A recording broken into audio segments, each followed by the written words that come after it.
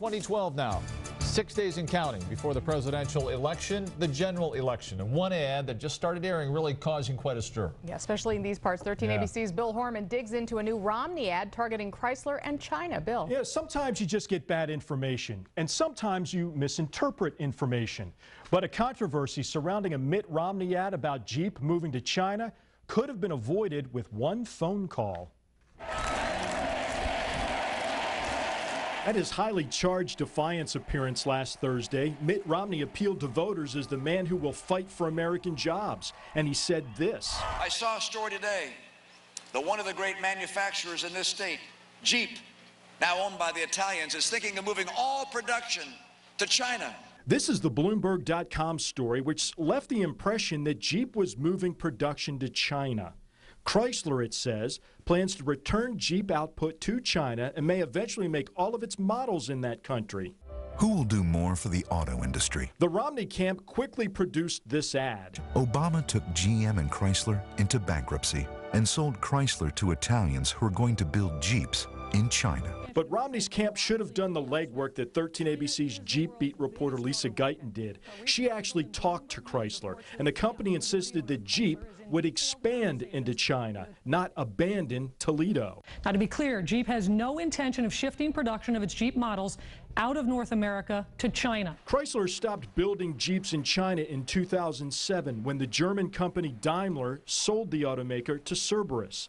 And back in January of this year, the head of Fiat, which now owns Chrysler, says the company wants to get back into China. The big opportunity for us, especially in the Chinese environment, is to explore how we can grow Jeep, because Jeep, to me, is still the biggest international calling card that we own. After Romney's false claim of Jeep outsourcing to China, the Obama camp pounced. They produced this response, arguing that Mitt Romney got the story wrong. Truth? Jeep is adding jobs in Ohio. Now, as you know, Jeep is expanding in Toledo and it is adding jobs. And Tuesday, Sergio Marchionne emphatically declared in an email to his employees that Jeep production will not be moved from the United States to China. But the Romney camp is not backing down from their ad. They say Jeeps will be made in China. And they're literally true. But on the heels of the Romney comment in Defiance, Ohio, this ad to us seems careless and misleading. Vice President Joe Biden today actually called the Romney ad an outrageous lie. We're not going that far, but the Obama ad rightly calls out the Romney camp on this one. I'm Bill Hormann, and we just explained the story behind the Romney ad controversy in tonight's Truth. In your vote 2012 now, we're holding the candidates accountable for what's in their campaign ads, putting those spots through our truth test. Today, two ads, both concerning trade with China. This half hour, 13 ABC's Bill Hormann looks at an Obama ad. Bill. Yeah, Obama this half hour, a Mitt Romney ad coming up in about 30 minutes. But first, this Obama ad is misleading because it leaves out a comment by Mitt Romney, which would have clarified the Republicans' position. Tough on China? Not Mitt Romney. The first ad regards the touchy issue of trade with China. The president saw 5,000 American tire workers losing their jobs because of a surge of cheap Chinese imports. He decided to impose a higher tariff to protect American workers. Mitt Romney criticized that move. The ad, though, takes Romney's comment out of context. Said standing up to China was bad for the nation and our workers. What Romney actually wrote on page 119 of his book was, President Obama's action to defend American tire companies from foreign competition may make good politics by repaying unions for their support of his campaign, but it is decidedly bad for the nation and our workers. Protectionism, he concludes, stifles productivity. It was President Obama who stood up to China and protected American workers. Romney charges the president imposed the tariff as a payoff to the United Steelworkers Union, which filed a trade complaint. Romney says protecting American companies by imposing higher import tariffs is bad for business because without competition, there's no move toward efficiency and innovation.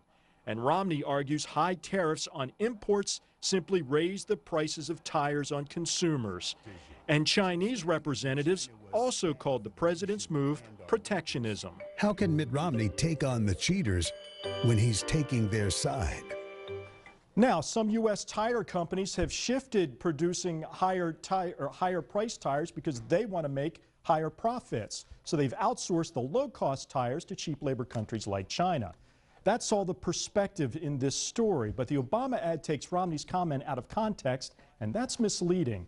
But a Mitt Romney ad on China, it has some problems too, and we'll have more on that one coming up at 5:30. I'm Bill Hormann, and we're putting these campaign ads through the truth test. All right, in your vote 2012.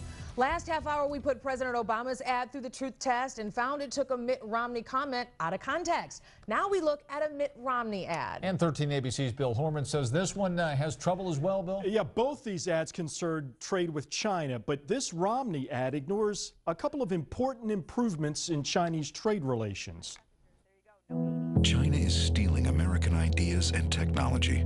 That is a legitimate concern. The U.S. International Trade Commission says theft of U.S. technology by China costs American businesses $48 billion in 2009 alone. But the Commerce Department reported in 2010 that China had agreed to open its markets and will no longer counterfeit or steal technologies that were developed by U.S. companies. The department says American companies can now sell in China, increasing exports and creating jobs without the fear of intellectual property theft by China. U.S. exports to China have skyrocketed 45% under President Obama. 7 times Obama could have taken action. 7 times he said no. Romney charges by undervaluing its currency, Chinese products are artificially cheaper than U.S. products. And media reports indicate the Obama administration believes China's currency is significantly undervalued and that it does have a price advantage in selling products here in America. But the president says China is adjusting its currency to be more in line with the U.S. dollar. Romney says he would impose higher taxes on Chinese imports to fight back. But the president believes that will start a trade war, which would hurt small businesses and exporters.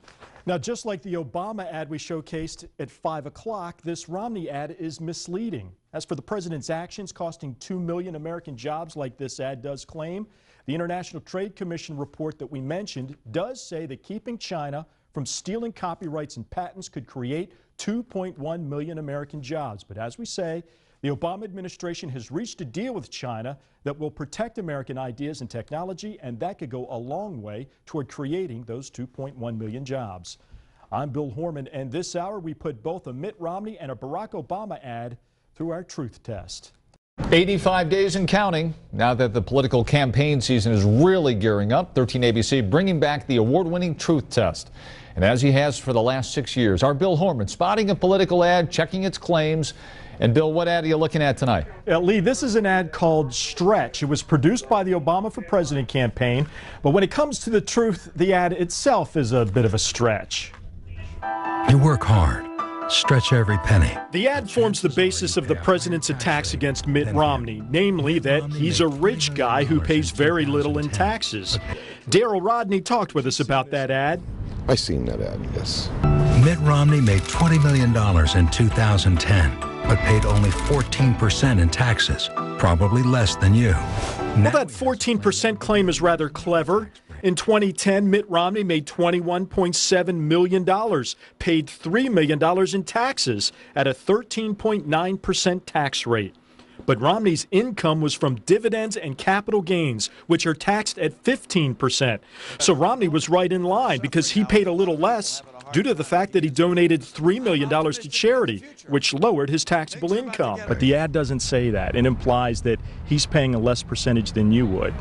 Well, that's what makes it very hard for me to believe ads. And consider this. According to the IRS, 40% of all Americans pay no federal income tax. And if you make up to $200,000, which is 97% of us, you pay an effective federal rate of 12%. That's lower than Romney's 13.9%. But if you add payroll taxes like Social Security and unemployment insurance, well, then 20% of all Americans are paying at a rate of 15.5%. But let's face it, adding in payroll taxes is unfair to Romney because he declared no wages or salary in 2010 and didn't have to pay that tax.